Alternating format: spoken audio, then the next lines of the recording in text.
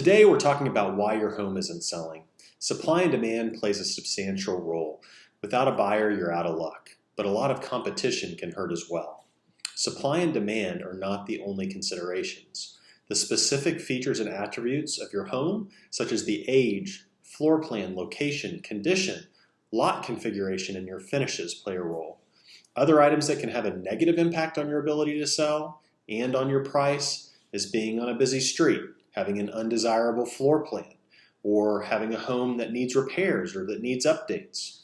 Unlike a commodity such as gasoline, housing demand is impacted significantly by price. So one consideration is whether your home is price elastic or inelastic.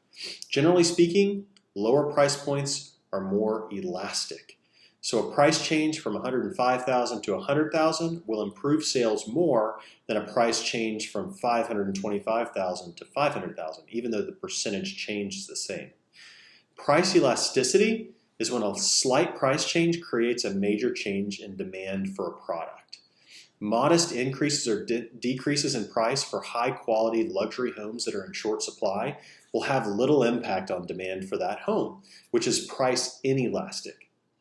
On the flip side, a lower quality, oversized luxury home may not be as desirable due to necessary updating or finishes. So lowering the price can have a significant impact on the demand, which is more price elastic. So consider asking yourself or your realtor whether your home is price inelastic or price elastic. If it's inelastic, you might consider being a little bit more patient and waiting for the right buyer to come around.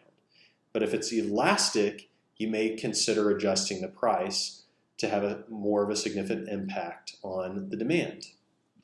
One thing's for sure when you sell a house, focus on what you can control, not on what is out of your control.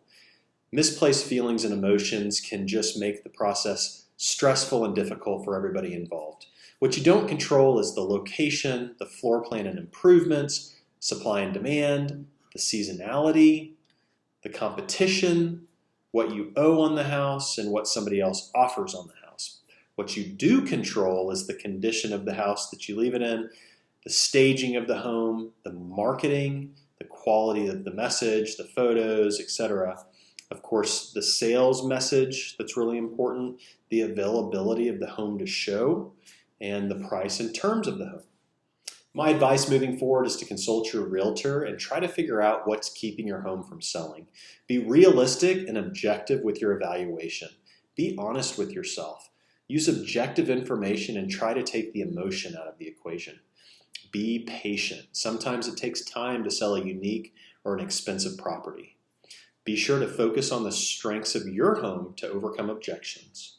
And then invest, or at least consider investing, in the condition of the home as a lever to impact value. Buyers are often willing to pay a premium for work that's done instead of doing it themselves. It may make the difference between them buying the home at all. But consult your realtor so you don't throw good money at bad. And then recognize the difference between being overpriced and overvalued. Inventory and competition are a factor.